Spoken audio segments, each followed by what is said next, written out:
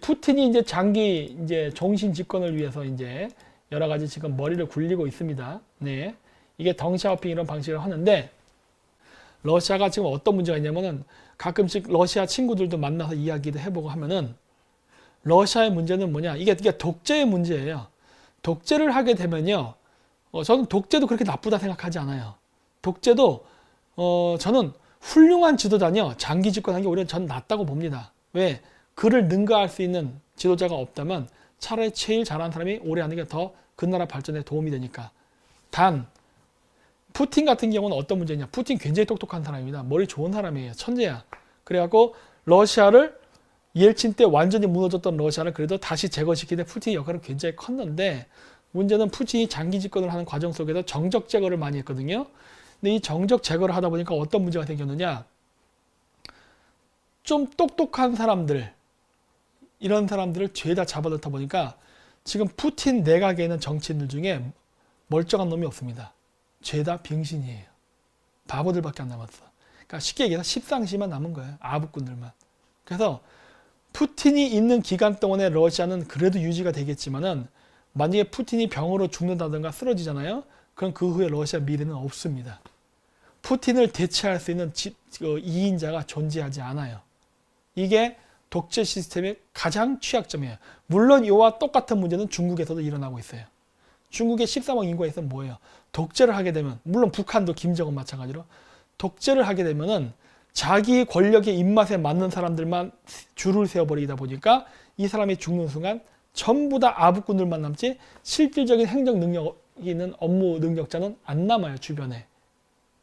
근데 러시아가 이 길을 가네요. 러시아 망할 때가 됐구만. 이렇게 됐고, 이집트에다가 홍해 최대 규모의 군사 기지를 짓는답니다. 자, 그러면 이 이집트는요, 여기 나올래나? 아, 여기 안 나오는구나. 뭐가 있느냐?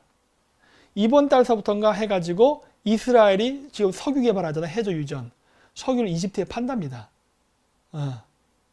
그래서 이집트도 친미, 친이스라엘 진영으로 들어와 있어요. 따라서 이집트 내에 만들어지는 홍해 최대 규모의 군 기지는 결국 누구를 바라보고 하는 거냐? 중국입니다. 자, 잠깐만요. 지도를 또 보여드려야 돼요, 제가. 여기에 이집트가 있고 요 밑에가 수단입니다. 그래서 여기 언저리에다가 지금 짓겠다고 하는 건데, 홍해 최대 군사기지라고 하는데, 여기다 군사기지를 짓게 되면 어떠한 지리적 이점이 생기느냐? 자, 보십시오. 여기 지부티. 요 지부티에 중국이 해군기지를 지어놨습니다. 해군기지를. 그리고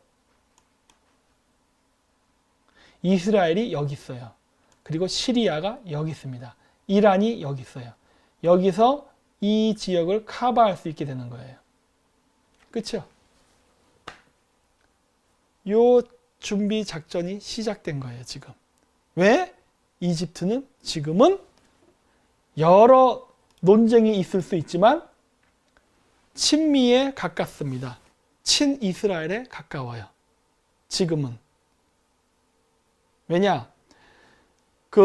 지금 현 이집트 대통령인 압둘 파타흐 시시, 이름도 되게 늘어요.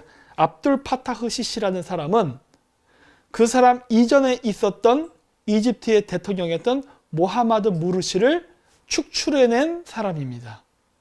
모하마드 무르시는 반미, 반이스라엘 대통령이었어요. 그리고 친이란적이었습니다. 그랬기 때문에 시아파 이슬람 테러 단체들과도 긴밀한 교류를 했어요. 아마 솔레이만이랑도 했을 가능성이 매우 높아요. 그랬는데 이 사람이 압둘 파타흐 시시라는 사람한테 축출됐죠. 축출이 됐는데 이 압둘 파타흐 시시, 이 사람이 통치할 때 모하마드 무르시라는 사람이 감옥에 있다가 재판을 갔거든요. 근데 재판장에서 갑자기 심장마비로 사망했습니다. 골 때린 자연사예요. 그래서 전 대통령은 지금 죽어 없어졌어요. 재판 도중에 사망했습니다. 예. 그래서 압둘 파타흐 시시가 있는데 이 사람은 친이스라엘, 친미적이에요. 근데 이 친이스라엘, 친미적인 압둘 파타흐 시시 대통령 현 통치 기간 중에 홍해 최대 해군 기지를 짓는다는 거예요. 이거는 중국 바라보고 하는 거예요. 저게 이집트 땅에 있다고 해서 뭐 다른데 뭐 이런 거 아닙니다. 중국 바라보고 하는 거예요. 아까도 얘기했죠, 제가? 지부티의 해군 기지, 지부티에 중국 해군 기지가 있습니다. 이거 견제하기 위해서 만드는 거예요. 누가? 이스라엘이. 이란, 시리아 포함해가지고. 그래서 중동에서 벌어지고 있는 많은 전쟁은 딱 보기에는 중동 테러리스트들과의 싸움처럼 보여요. 그냥 보기에는. 근데 사실 알고 보면 이거는 중국과의 전쟁의 대리전입니다. 미국과 중국이 직접적으로 싸우지 않고 돌려서 중동에서 벌어지는 대리전이에요. 왜 그러느냐? 미국 입장에서 지도를 봐야죠. 2차 세계대전 때와 매우 비슷한 양상으로 가고 있는데 대일본 제국이 왜 망했느냐? 메이지 유신의 그 성공을 하고도 일본에는 석유가 없었습니다. 근데 근대화 국가가 됐어요. 더 이상 사무라이가 칼을 들고 설치던 시대가 아니라 총과 대포, 철갑선을 갖고 싸우는 시대가 됐는데 근대 국가를 만든 일본은 그러한 석탄과 석유 같은 자원이 없었어요. 석탄이 있었죠. 부족했지요. 그래서 그 필요한 자원을 모으기 위해서 식민지를 확장했는데 만주에서 지금은 석유가 나지만 그 당시에는 석유를 못 찾았어요. 그래서 어떤 일이 발생했느냐? 미국이 일본으로 수출하던 석유를 끊으니까 일본이 후달거리게 됩니다. 당시 일본이 썼던 석유의 약 80% 가까이가 미국으로부터 왔어요. 그 당시 미국은 산유국이었어요. 물론 지금도 미국이 산유국이 됐죠. 하지만 과거에 산유국이었다가 대규모 수입국으로 했다 지금 산유국이 된 거거든요. 근데 그 당시에는 산유국이었어요. 그래서 일본이 미국으로부터 석유를 수입을 많이 했는데 일본이 지나치게 잘 나가니까 미국이 견제하기 위해서 석유를 일방적으로 끊어요. 그 때문에 만주 사변으로 만주를 점령하고 중일 전쟁하면서 중앙 본토에서 싸우느라 어마어마하게 많은 자원이 소비되는 이 시기에 미국으로부터 석유가 끊기자 결국 일본 제국은 석유 확보를 위해서 동남아로 진출합니다. 침략을 하게 된다고. 근데 여긴 전통적으로 네덜란드, 영국, 프랑스의 식민지 지역이에요. 그러다 보니까 영국은 영일 동맹이고 미일 동맹이고 나발이고 다 깨져버린 거예요. 그러면서 삼국 동맹이라고 해서 일본, 독일, 이탈리아가 결국 힘을 합치면서 자살 게임을 하게 되죠. 근데 이때도 마찬가지예요. 여러분 2차 세계대전 때 미국이 갖고 있던 전투기가 콜세어라는 게 있습니다. 콜세어. 근데 콜세어보다 그 일본의 제로기가 더 좋았어요. 한때는 그 미국의 전투기를 성냥갑이라고 불렀어요. 그 당시에. 왜냐? 총알 몇 방만 맞으면 불이 나버려. 그리고 뿅 떨어져. 그래서 일본의 제로기가 미국의 전투기를 능가했었어요. 그만큼 잘 만들었어. 그럼에도 전쟁에 집니다. 왜 졌느냐? 자원전쟁에서 졌어요. 미국은 일본과 전쟁을 하기 전에 전초전으로 일본 본토와 직접 충돌하는 걸 피하고 왜? 자기도 사상자가 크니까. 뭐부터 하느냐? 자원을 끊는 전쟁부터 합니다. 자원. 결국 자원에 쪼달린 일본이 외교에서 조급함을 보이면서 왜?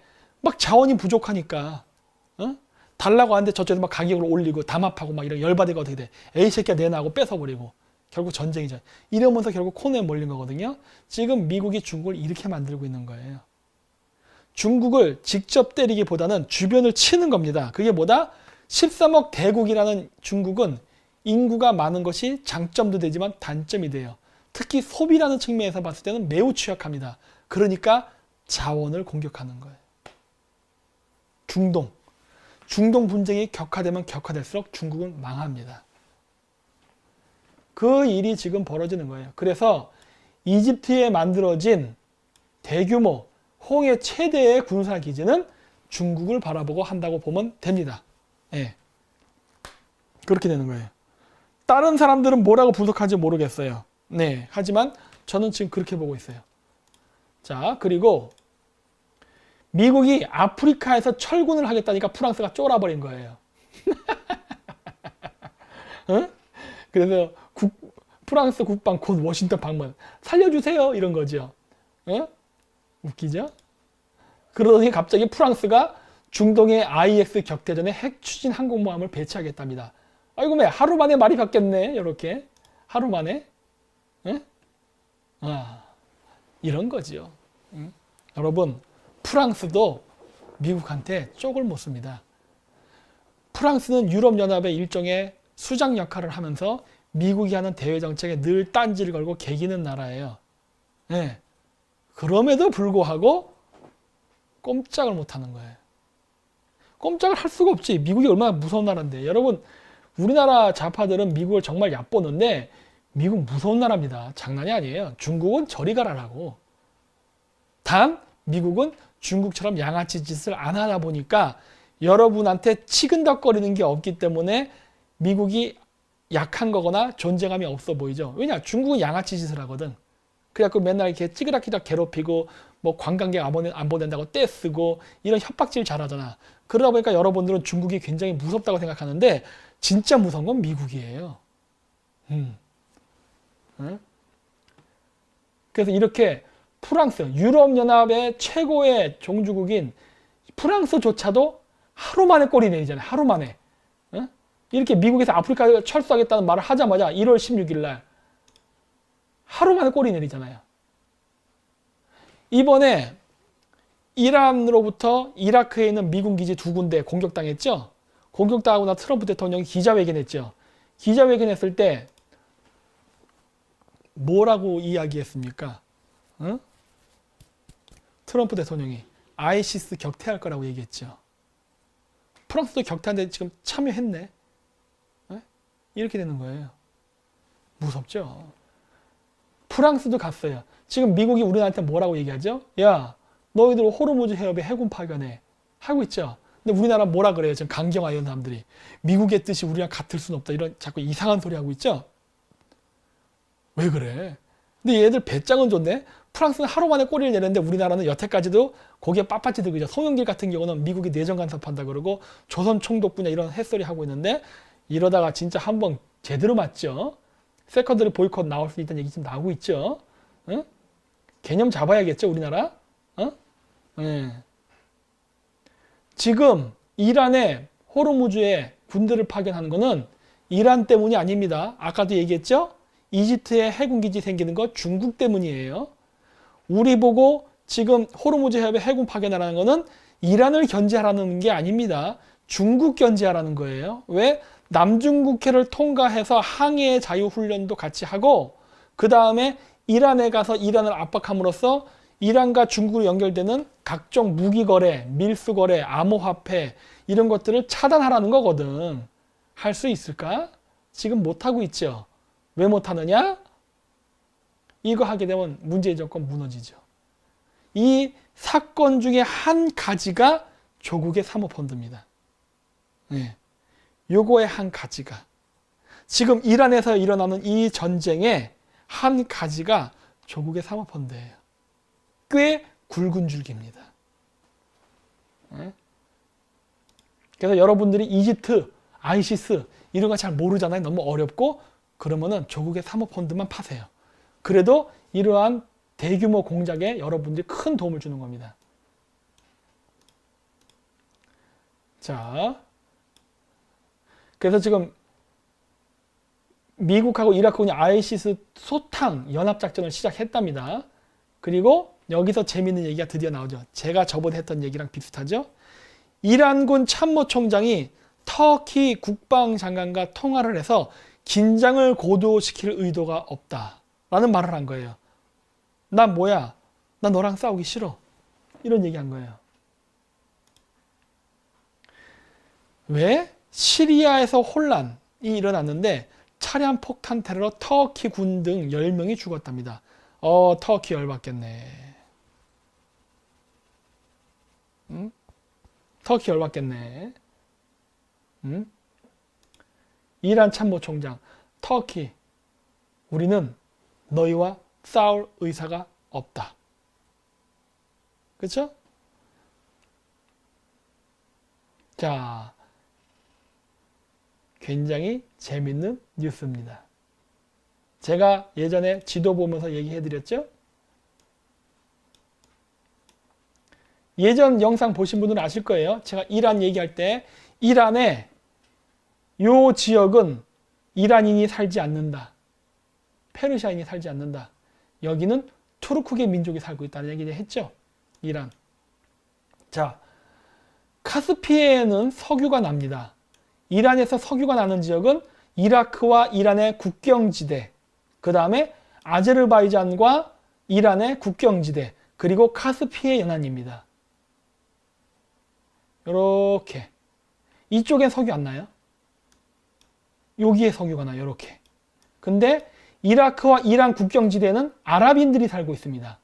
이란인이 살지 않아요. 아랍인이 살고 있고, 카스피해에서부터 해가지고 아제르바이잔 이 국경 이 연안에는 투르크계 민족이 살고 있습니다.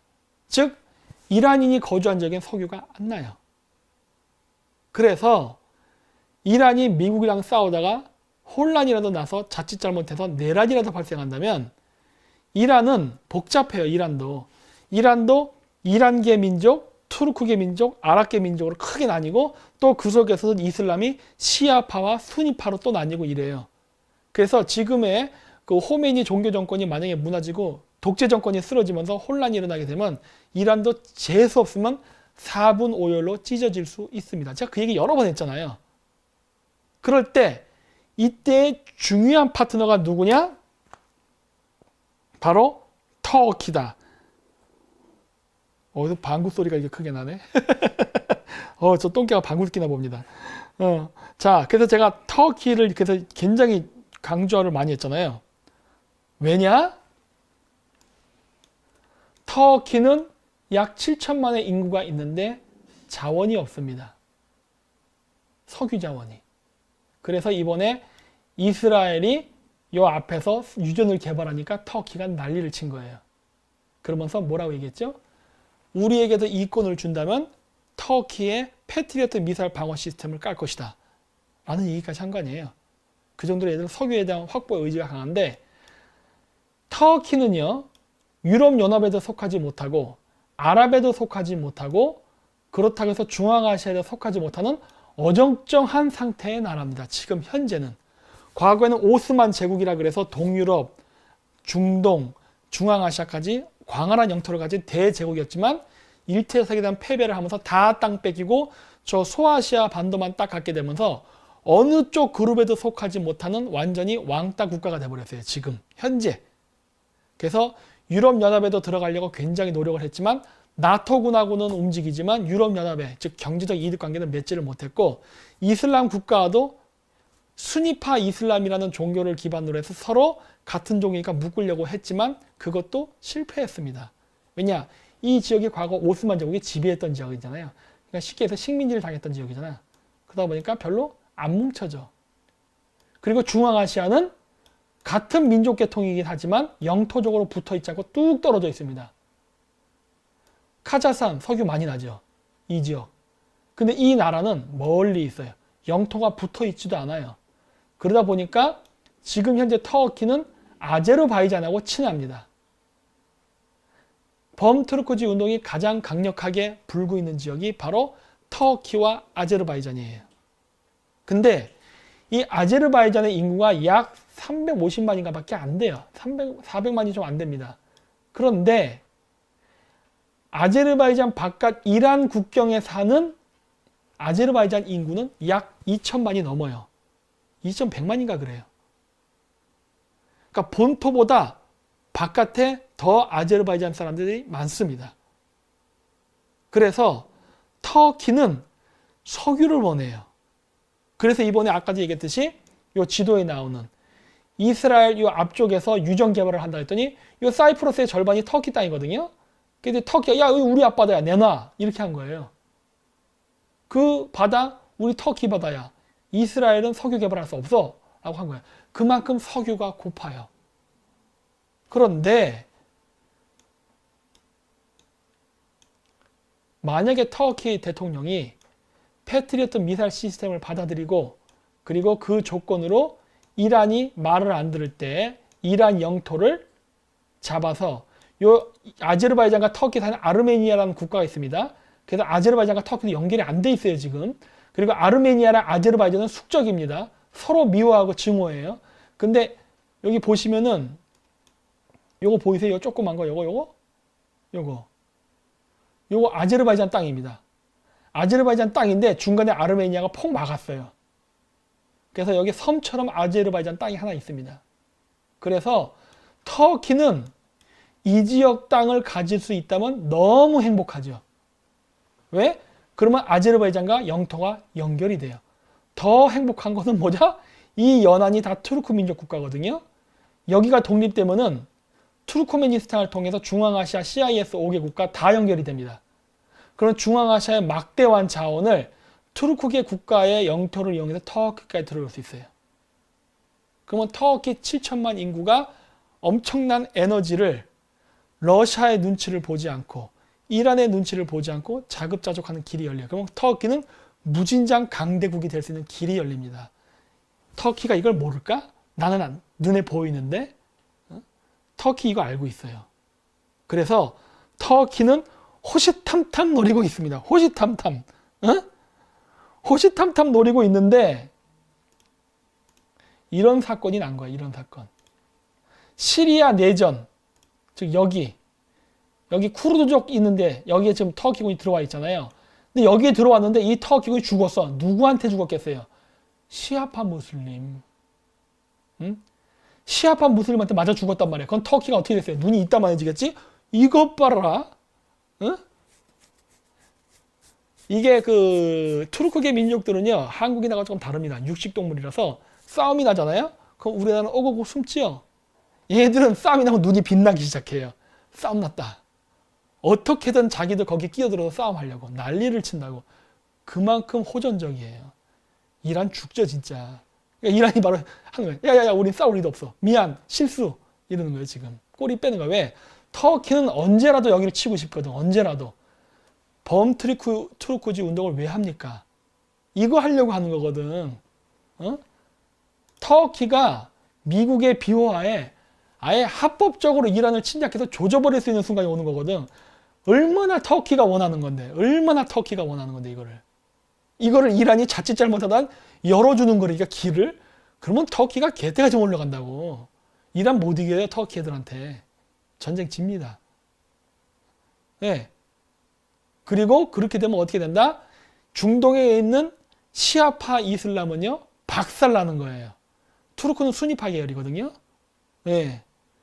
무시무시한 거라고. 물론 트럼프가 이거 용인하지 않을 거예요. 왜? 지금 이란이 멸망한다면 중동에 평화가 오고 그럼 미군 기지를 주둔하기에 어떤 명분이라는 게 사라지기 때문에 안 돼. 하지만 굉장히 지금 터키는 이거를 노리고 있습니다. 제가 바라보는 여기 이거 이스라엘 유전 개발 이 사건을 저는 어떻게 지금 보고 있냐면 아마 터키는 이스라엘의 유전을 뺏는 쪽으로 가지는 않을 거예요 아마. 대신에 여기 달라고 할 겁니다. 여기 달라고 할 거예요 여기. 예. 저기 받으면 어마어마한 이권이 들어오는 거거든. 그리고 그렇게도 바라던 중앙아시아로 진출하는 교두보가 마련되는 겁니다. 저 중앙아시아로 진출한 교두보가 마련되면 어떻게 된다? 카자흐스탄이나 투르크메니스탄이 러시아 쪽을 통해서 파이프라인이 갑니다. 그래서 유럽으로 수출을 해요. 그러니까 유럽 수출을 하는데 러시아 파이프라인과 러시아 영토를 통과해요. 아니면 중국을 통과합니다. 근데 그게 아니라 이란이 말을 안 듣고 이상하게 뻘짓해갖고 분열되면은 이란 땅이 아닌 투르크계 독립국가 땅을 통과해서 유럽으로 석유와 가스를 수출하는 길이 열려요. 그러면 카자흐스탄 같은 러시아를 국경을 접한 이러한 거대한 중앙아시아 국가는 더 이상 러시아의 눈치를 보지 않고 미국과 공조를 강화할 수 있는 길이 열립니다. 트럼프 대통령은 여기서 선택의 기로에 서 있어요. 지금 어떻게 하는 게 유리한가? 투르크계 민족을 도와가지고 이란을 분열시킨 다음에 터키와 중앙아시아를 연결시켜서 강력한 제2의 오스만 제국을 부활시키는 것이 나은가? 아니면은 현 상태를 유지하는가가 중요해요. 물론 터키가 부활하는 것에 가장 강력하게 저항하는 세력은 독일과 프랑스입니다. 무서워해요. 뭐 그리스는 뭐 말도 못하고 사시나무 떨듯이 떠는 거고. 그래서 이러한 문제를 지금 내다보고 있는 거란 말이야. 따라서 미국은 지금 어떻게 하는 거냐? 터키란 나라도 쥐었다 쪼였다 쥐었다 쪼였다 하면서 독일하고 프랑스를 관리하는 겁니다. 너 말 안 들으면 터키 키워준다. 이런 식으로. 그리고 터키가 키우면서 유럽 애들은 너 터키 봤지? 더 키울까? 이런 식으로 하는 거지. 그건 이제 프랑스랑 독일이 물어보죠. 형님 살려주세요. 제발. 말 듣겠습니다. 이렇게 나가는 거거든. 그러다 보니까 터키도 막 성장을 못합니다. 터키도 그게 불만이에요. 터키도 이걸 알아. 터키도 대제국을 건설할 수 있는 능력도 되고 하고 싶은데 문제는 미국이 터키를 절대 풀어주지 않죠. 잡고서 컨트롤만 할 뿐이에요. 그렇기 때문에 터키가 가끔씩 돌발 행동을 하는 겁니다. 미국에 대해서. 야, 이 새끼야! 막 그러고 막 터키가 막 돌발 활동할 때 있죠? 왜 그러냐? 열받아서 그런 거야. 야, 도우려면 확실히 도와. 왜 나를 자꾸 돕다 말다 찌작찌작거려. 열받네? 이렇게 나가는 거예요. 그러다 보니까 야, 러시아, 너 러시아 무기 내가 살래. 막 이런 식으로 해버리는 거야. 나토인데 나토. 나토 소속임에도 불구하고 야, 러시아 무기 갖고 와. 내가 사줄게. 막 이렇게 나가는 거예요. 이씨 미국 이거 보니까 내 편 들어준 척하면서 자꾸 내 뒤통수 치는데 이거 안 되겠네. 이렇게 하는 거라고. 그래서 터키랑 미국도 물론 기본적으로는 동맹이지만 갈등 관계 속에 있다고요. 이런 것들이. 예? 그래서 지금 이런 것들을 하면서 지금 중동에서 벌어지는 많은 패권 경쟁들이 일어나는 겁니다.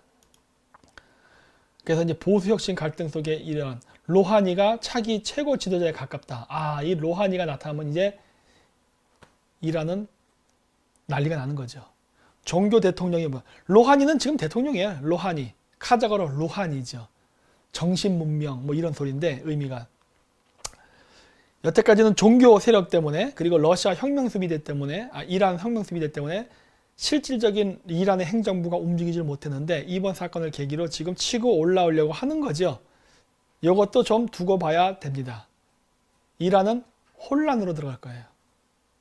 이란이 혼란해지면 혼란해져서 국제효과도 올라갈 수 있고 그리고 이란이 혼란해지면 혼란해질수록 이란 내에서 생산되는 석유의 생산량은 줄을 수가 있습니다. 네. 그럼으로써 중국을 연맥일 수 있거든. 그쪽으로 갈 거예요. 즉 답이 안 나오는 전쟁이 벌어질 겁니다. 답이 안 나오는 전쟁. 그리고 이건 또 국내 뉴스인데 여기 섞여서 들어갔는데 재밌는 게 민주당의 영입 임재 구호가요. 세계은행 출신이랍니다. 이야, 국제경제통. 이거 뒤에 카자흐스탄 깃발이 보이네?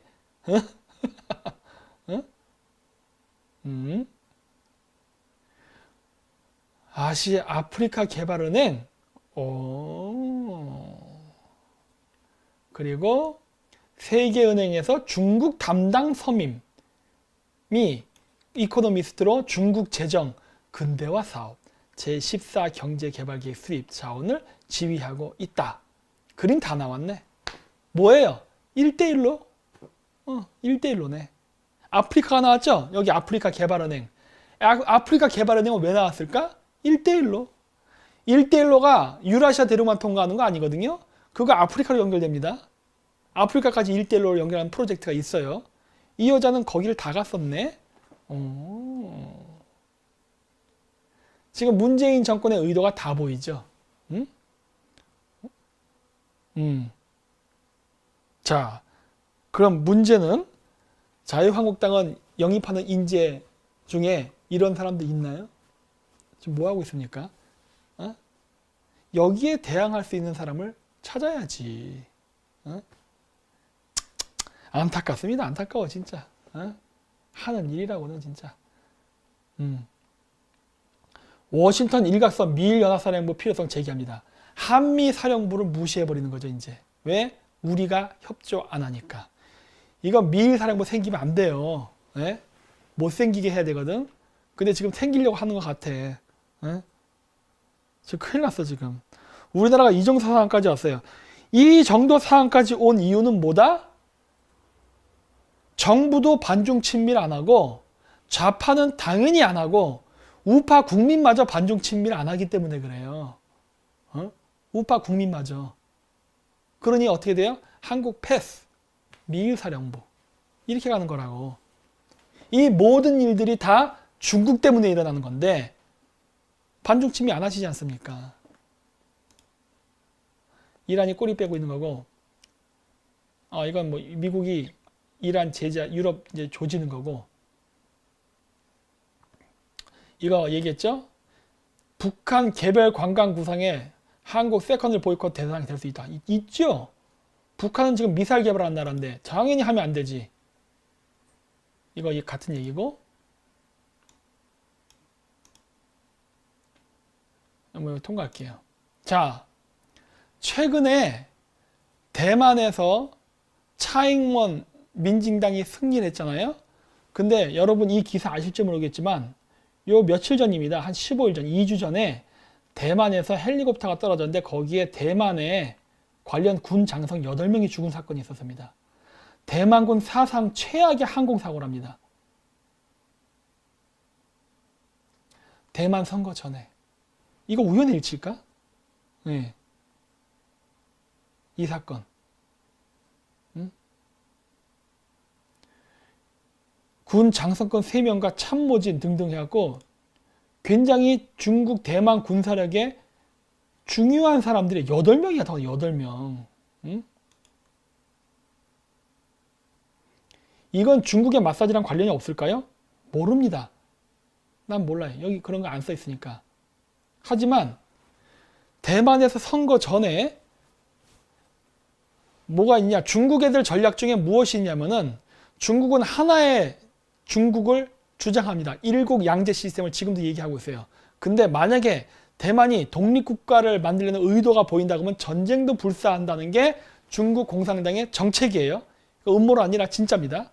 그래서 대만이 독립선언을 하는 순간 진짜 무력전쟁도 한다는 시나리오가 있어요. 실행을 하냐 못하냐 문제지. 근데 차잉원은 대만의 독립을 강력히 주장하는 사람이 있죠. 재선이 됐습니다.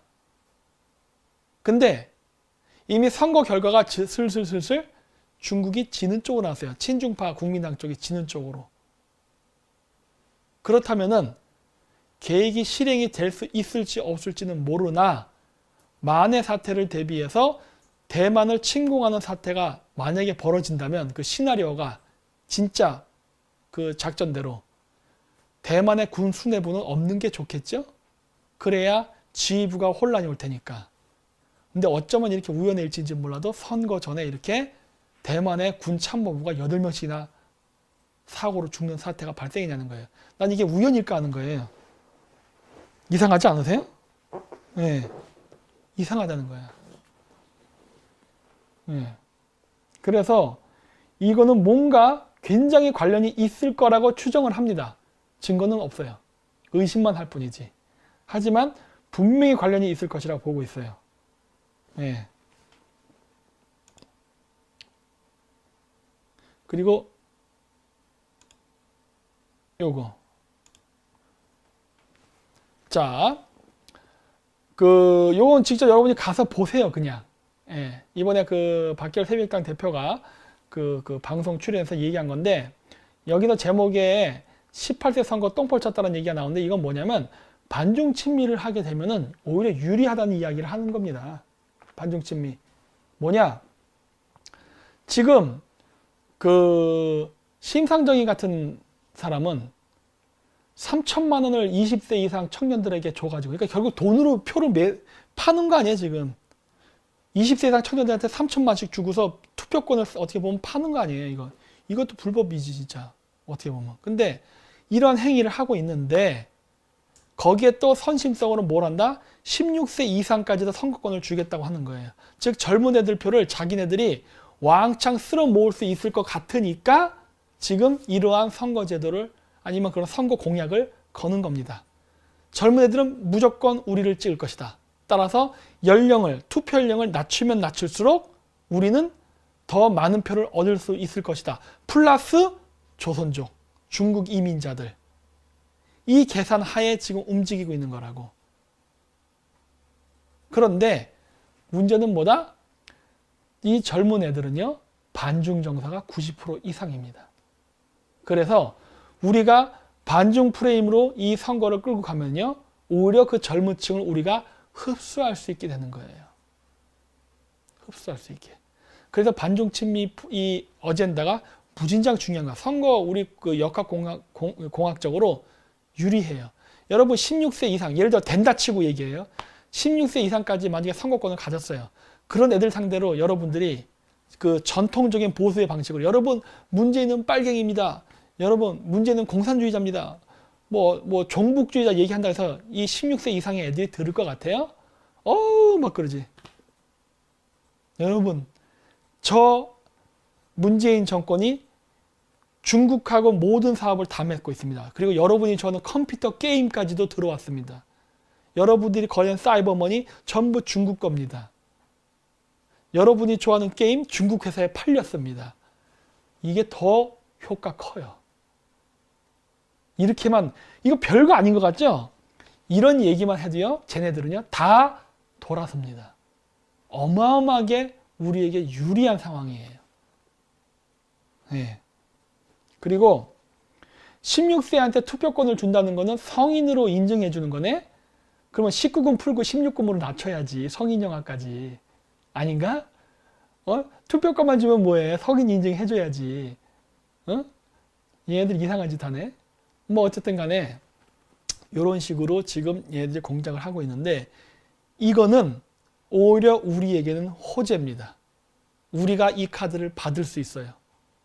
그래서 이거를 가지고 가야만 우리가 이번 선거에 매우 유리한 상황을 가져가는 거예요. 반중 친미는요, 선거에서 유리합니다. 그리고 제가 이번에도 얘기했던 대만. 자, 보십시오. 이란 사태, 그 다음에 대만, 홍콩, 일본, 아베 정권은 아직도 유지되고 있죠? 이게 됨으로써 지금 중국 주변은요, 전부 반중 정권이 들어서고 있습니다. 이란하고 중국이 그렇게 친했었는데 지금 이란 완전히 만신창이가 돼가고 있어요. 이란 라인 네트워크 끊겼습니다. 자, 중국은 여태까지 자기에게 유리한 정치인을 뽑게 하기 위해서 친중파 정치인들을 육성했어요. 뉴질랜드, 호주, 홍콩, 대만, 일본, 한국, 미국, 캐나다, 독일, 프랑스, 하여튼 뭐 전 세계에 손을 안 댄 데가 없었어요. 그랬는데 죄다 쫓겨나고 있습니다. 그렇죠? 캐나다, 미국에서 다 쫓겨나고 있죠? 유럽에서도 쫓겨나고 있습니다. 뉴질랜드, 호주 다 쫓아냈고 홍콩에서 친중파 의원들이 확 밀려났어요. 선거에 졌어요. 그렇게 공작을 했음에도 불구하고 대만도 중국이 그렇게 공작을 했음에도 불구하고 결국 민진당이 이겼습니다. 아베는 물론 당연히 반중이죠.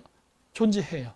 자, 이제 중국이 살아남을 수 있는 유일한 탈출구는요, 바로 여기 대한민국입니다. 대한민국마저 반중 정권이 생긴다면은 중국은 진짜 사면초가고 죽는 거예요. 따라서 지금 중국 공산당은 이번 4월에 있는 우리나라의 그 국회의원 총선에 진짜 총력을 기울일 겁니다. 조국 사모펀드 예를 보셨죠? 여러분 중국 애들이 우리나라 지금 이 선거판에 안 끼어들 거라 생각하세요? 어마어마한 자금을 풀 겁니다. 여야를 구별하지 않고 여야 심지어 촛불 부대, 태극기 아스팔트 부대까지 어마어마하게 돈을 풀 거예요. 유튜브계까지도. 왜냐고? 반중 친미 못하게 하기 위해서. 왜냐? 홍콩에서 선거에 이긴 거는 어떻게 이긴 겁니까? 반중 친미로 이긴 겁니다. 대만에서 민진당이 어떻게 해서 이긴 거예요? 민진당은 좌파입니다. 우파 아니에요. 좌파임에도 불구하고 반중 친미를 외쳤기 때문에 이긴 거예요. 에? 젊은 층들이 반중 정서가 강하거든. 젊은 애들이 대거 투표장으로 나온 거예요. 그랬기 때문에 투표율이 낮은 젊은 애들이 나와서 반중 정서를 가진 젊은이 나와서 투표를 했기 때문에 이긴 겁니다. 우리나라는 어떨까요? 고맙게도 쟤네들이 16세까지 투표권을 주겠대. 근데 얘네들은 다 반중 정서가 강합니다. 이 강력한 반중 정서를 가진 민심을 담아줄 그릇만 있으면 돼요. 정의당이 이거를 하려고 했었죠. 언제? 홍콩 민주화 운동을 지지하는 거를 각 대학교에서 대자보를 붙이면서 그 운동을 펼쳐나갔었죠. 그거를 우리는 처음에 순수하게 그 대학생들이 하는 것이라고 생각을 했는데 알고 보니까 누구였다? 정의당이었죠. 정의당 당원인 그 학생회 간부들이 그렇게 홍콩 민주화 시위를 지지한다고 하면서 대학생들이 갖고 있는 반중 정서를 자기 정의당의 지지 세력으로 끌어모으려는 작전을 했었죠. 했는데 중국 영사가 제재를 가해버린 거죠. 왜? 전남대학교에서 바로 홍콩 민주화 시위를 지지하는 그러한 모임을 하려고 했더니 중국 영사관에서 뭐라고 했습니까? 만약에 그런 모임을 하게 되면은 우리가 중국 유학생들을 동원해갖고 가만히 두지 않을 것이다 라고 협박을 했더니 꼬리를 내려버렸죠. 그러면서 갑자기 언론에서도 그렇고 막 대학교에 막 했던 홍콩 민주화 시위 지지 이런 말들이 쑥 사라졌죠. 왜? 정의당이 먹을 수가 없는 거예요. 좌파들은요, 젊은 층이 갖고 있는 반중 정서를 표로 끌어내기가 매우 어렵습니다. 매우 어려워요. 왜냐? 할 수가 없죠. 조국의 사모펀드가 있는데 누구 마음대로 중국 공산당을 비판하는 쪽에 줄을 서요. 못해요. 얘네들은 민주당을 비판하면서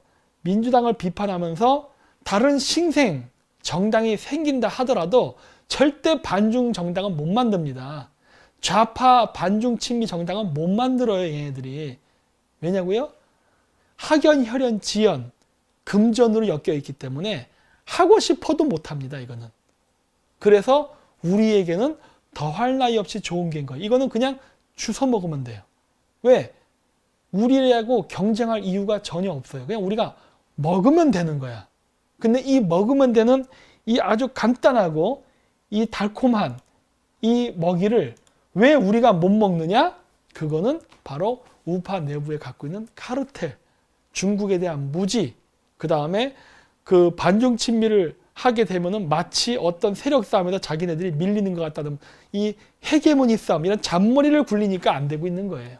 하지만 여러분들이 맨날 그 통합하려고 하지 마시고 반중 친미로 대동단결 통합하시면요, 그냥 이깁니다. 이 선거는. 정당 안 뭉쳐도 돼요. 비례대표일 때는 오히려 흩어져 있는 게 좋습니다. 그래서 제가 얘기하잖아요. 이거 연한계라고. 쟤네들은 우파가 통합되기를 원해요. 마치 적벽대전 전에 모든 배들을 끈으로 묶어서 연한계로 해서 불 한 방 화살 쏘면은 확 배를 태워버리기 쉬우니까 묶으라 통합하라고 하죠. 근데 비례대표 시스템에서는 안 묶여 있는 게 좋은 겁니다.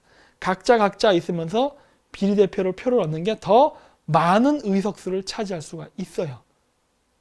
따라서 통합 안 해도 되고 그 상태로 놔두고 어젠다만 단결하면 돼요. 그게 뭐다? 반중친미. 그래서 제가 얘기하잖아요. 아니 반중친미 언제 저 혼자 하라고 했어요? 여러분 하세요 얘기하잖아요. 늘 얘기하잖아요. 여러분도 가서 반중친미 하세요. 안 하는 것뿐이죠. 하세요 하잖아. 뭐 김정민의 반중친미는 가짜 반중친미다. 그러면 여러분들이 진짜 반중친미 하세요. 내가 얘기하잖아요. 누가 뭐래요? 하세요 하잖아요. 안 할 뿐이잖아.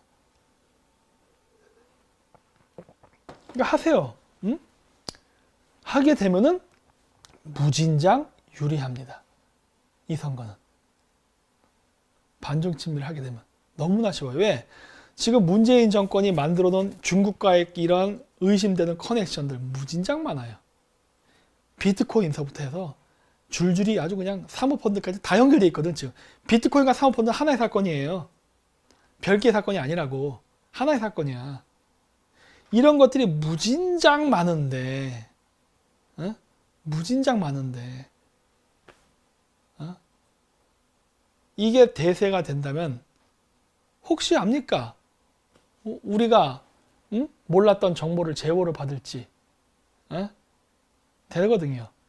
선거 직전에 그러한 비리 사건만 터져도 선거는 한 방에 뒤집을 수도 있거든요. 예를 들어 비트코인 대북송금 사건, 조국 사모펀드가 어떻게 중국하고 연결돼 있었는가, 박근혜 대통령 탄핵 때 중국 공안이 어떻게 개입했는가, 이런 것들 이게 정보가 있을 텐데 분명히. 에? 이런 것들이 뭐 아시잖아요? 어? 미국과 공조할 수 있는 정당만 있다면 그러한 정보는 하늘에서 뚝 떨어질 수도 있겠죠. 그냥 툭 어느 날 집에 와보니까 웬 보따리에 정보 더미가 있네. 오, 선거는 한 방에 뒤집을 수도 있어요. 단 그거를 할 수 있는 사람이 있어야 됩니다. 그리고 반중 친미를 할 수 있는 정당이 생겨야 되고, 반중 친미를 할 수 있는 정당이 있다면요, 혹시 압니까? 미국하고 공조가 가능할지. 그리고 여러분들 그렇게 미국 가는 거 좋아하시잖아요. 혹시 압니까? 미국에서 초대할지. 에? 이런 것들이에요. 몰라. 저는 미래를 알 수가 없어요. 하지만 여러분들이 반중 친미만 정확히 한다면 선거 전에 초대받을 수 있는 거 아닙니까? 한번 만날 수 있는 거 아니에요. 응? 그래갖고 우리가 반중 친미를 하니까 우리를 도와다오. 그러면 우리는 반중 친미를 하면서 사드 미사일 그 배치도 강화시킬 자신이 있고, 그 다음에 암호화폐를 통한 대북송금이라든가 이런 것들을 철저히 파헤칠 것이다. 왜? 그게 북한의 핵개발로 연결됐기 때문에. 이런 것들 우리는 한다. 이런 식으로 쭉 미국하고 공조할 수 있는 여러 가지 것들을 이야기하면 돼요. 단 조건은 뭐다? 우리가 정치적 힘이 있어야 그게 가능하니까 상호 코퍼레이션 잘해봅시다. 이러면 되는 거 아니에요. 뭐가 어려워. 간단하다니까요. 거래는 쉽습니다. 자리만 마련된다면. 그 자리를 못 마련할 뿐이지. 하지만 그 자리가 마련된다면 상당히 유리하게 끌고 나갈 수도 있죠. 상당히 유리하게. 그래서 여러분들이 굉장히 현명하게 그리고 전략적으로 생각하셔야 됩니다. 여러분, 싸울 때 흥분하면 진다는 말을 많이 합니다. 진짜로 싸울 때 흥분하잖아요. 흥분하면 숨만 쉬어도 지칩니다. 복싱하는 애들 보세요. 화 안 내고 흥분 안 하고 잽을 아무리 얻어 터져도 눈탱이 밤탱이가 돼도 얻어맞는 거를 쳐다보면서 끝까지 상대방이 약점을 노출할 때까지 기다립니다. 냉정함이에요. 여러분들이 지금 이 싸움, 저들과의 싸움을 하는 데 있어서 여러분들이 그냥 단순히 감성팔이식으로 대항을 하게 되면 여러분은 싸움에 집니다. 왜? 싸움은 감정적으로 무조건 지게 돼 있어요. 이럴 때일수록 차가운 머리를 가지고 냉정하게 봐야 돼요. 현실을. 조용해야 됩니다. 오히려 조용한 게 더 무서운 거예요. 무는 개는 절대로 짖지 않습니다. 안 무는 개가 앙앙앙앙 짖는 거예요. 똥개들이나. 그래서 한 방을 노리면서 기다리고 있어야 되는 거예요. 그러면서 전애들의 급소가 어디고 어디가 가장 약한 지역인지를 해서 그걸 한 방에 팡 치면 되는 거라고. 그 카운터 펀치를 노려야 되는 거예요. 왜? 여러분들은 야당이고 제야고 소수기 때문에, 정규군이 아니라 비정규군이기 때문에 여러분들이 같이 맞받아치려고 하면 무조건 지는 겁니다. 이기는 게 아니에요. 그래서 우리는 버티면서 카운터 펀치 한 방을 기다리고 있어야 되는 거예요. 한 방에 너를 보내드리겠다. 한 방에. 응? 두들겨 맞으면서 급수만 피해 맞으면 사람은 기절 안 하거든. 이러고 맞으면 되잖아. 이러고. 이런데 맞으면 안 아프거든. 한 방을 노리겠다라고 해야 되는 거예요. 그 순간까지 기다리고 인내를 해야 된다고. 근데 이거를 못 하잖아요? 그러면 집니다. 그래서 냉정해지라고 얘기하는 거예요. 냉정해야 됩니다. 아직 진 거 아니에요. 그리고 아직 이 싸움은 끝나지 않았습니다. 저는 한국인의 냄비 근성을 믿습니다. 한국인의 냄비 근성을 믿어요. 여기서 막 끓다가 이쪽으로 옮겨오는 거 일도 아니야. 이거 쉬워요. 우리나라의 그 한방 정신은 사실 냄비 근성의 기인이에요. 지금 다 이긴 것 같죠? 천만에 만만해. 한 방에 뒤집을 수 있어. 네. 그래서 그 순간을 기다려야 됩니다. 그래서 절대 부정적이지 않고 희망적입니다. 아직까지도 희망적이에요. 예. 반중 친미를 포기하지 않는다면 우리에게 희망이 있습니다. 왜냐? 젊은 애들의 반중 정서는 계속 강해지면 강해졌지 절대 약해지지 않기 때문에 환경은 너무나 좋아요. 그리고 이러한 것들을 담을 수 있는 그릇, 정당이 있어야 되고, 그러한 사람들과 미국이 함께 동조를 한다면은 그래도 확률은 더 높아지겠죠. 뭐 그렇다고 해서 우리가 뭐 다수석을 차지한다 이런 건 아니에요.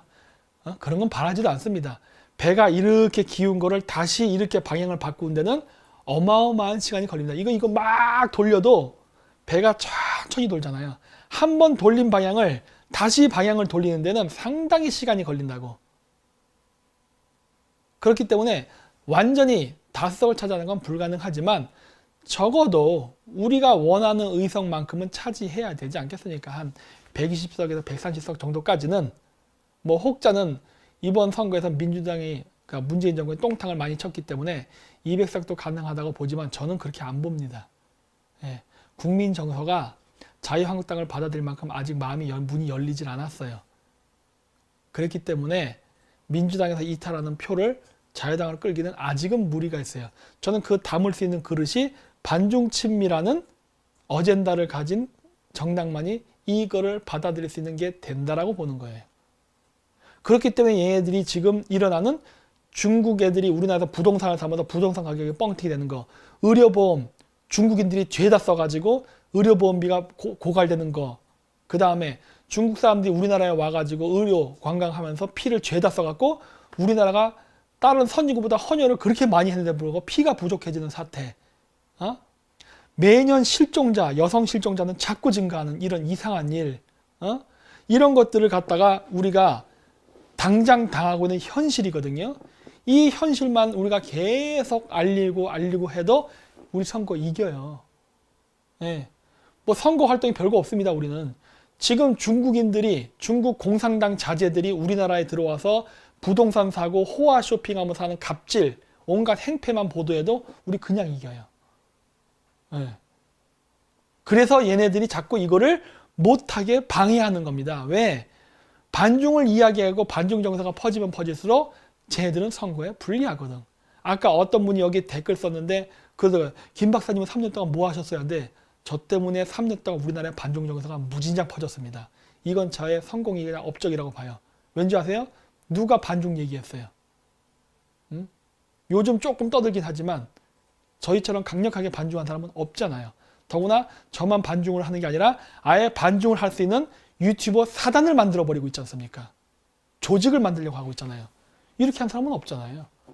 가끔씩 테마로 한두 번은 얘기한 적은 있어도 우리처럼 조직적으로 조직을 만들고 조직적으로 컨텐츠를 만들는 경우는 없잖아요. 어떻게 보면 우리가 유일하죠. 이게 저의 업적입니다. 왜냐? 이것 때문에 그 여자 어떤 유튜버 중국 뭐 어쩌고 얘기했다 하루 만에 반성문 쓰고 사과 방송 올렸죠? 이런 것들이 업적인 겁니다. 젊은 애들 사이에 중국을 칭찬하는 말이 나오면 아주 그냥 인기 유튜버라도 매장당하게 만들 수 있을 정도로 강력한 반중 정서를 만들어낸 거는 어떻게 보면 저희의 성공이에요. 그 젊은 아이들이 제 이름을 몰라도 돼요. 김정민 박사 이퀄 반중친미 이런 거 없어도 됩니다. 그냥 그러한 정서가 자리 잡히게 했다는 거에 대해서 큰 의의를 갖는 거예요. 대성공이죠. 근데 단순히 이것도 기분적으로만 우리가 이겼다라는 스트레스 해소식의 그게 아니라 이러한 정서를, 이 에너지를 이제는 우리가 진짜 이기기 위한 투표로 연결을 시켜야 되는 거죠. 그렇기 때문에 더 많은 젊은 사람들에게 이러한 우리의 그 반중 어젠다를 끊임없이 알려야 됩니다. 끊임없이 알리면서 왜 우리가 얘기하는 반중 친미가 단순히 중국을 혐오해서가 아니라 중국 공산당이 하는 이런 악행들을 보라 해요. 그리고 이 악행에 대항해서 얼마나 많은 나라들이 싸우고 있고 승리하고 있는지를 보고 배우라는 겁니다. 우리도 저러한 그 승리한 사람들의 대열에 낄 수 있는 가능성이 있는데 스스로 4대주의 때문에 무릎을 꿇지 말라는 겁니다. 우리보다 더 열악한 홍콩도 성공했고 대만도 이겼습니다. 한국이랑 못할 게 뭐가 있습니까? 올림픽에서 우리가 대만, 홍콩보다 순위가 압도적으로 높잖아요. 그만큼 등치도 세고 힘도 세다는 거죠. 근데 홍콩, 대만 사람보다 못하다면 이거는 얼마나 쪽팔린 일입니까? 우리가 이길 수 있는 거죠. 그렇기 때문에 우리가 아직 진 게 아니고 3개월이라는 시간이 남았기 때문에 여러분들이 더욱더 반중 친미에 대한 이 어젠다를 확산을 시켜 주십시오. 네. 그러면 우리는 이번 선거도 절대 부정적이지 않을 것이라고 봅니다. 그리고 나서 다음번 대통령 선거 때 바꾸면은 그러면 되는 거예요. 이게 민주주의의 단점이죠. 시간이 걸립니다. 바꾸는 데는. 그래야만 우리가 원하는 다시 제대로 된 세상, 그리고 미국과의 한미 공조를 기반으로 제가 예전에 얘기했던 그런 거 있죠? 수출을 한미 군사 동맹을 통해서 확대시키는 방안, 이런 주옥 같은 정책들을 실현하면서 우리나라를 세계 2대 강대국 반열에 올릴 수가 있어요. 방법이 있습니다. 구체적인 방법까지 다 알고 있어요, 저는. 이게 실현이 가능해요. 근데 이 방법을 실현하려면은 절대 민주당이랑은 못 가요. 민주당으로서는 이걸 할 수가 없습니다. 그렇기 때문에 그 얘기를 하는 거예요.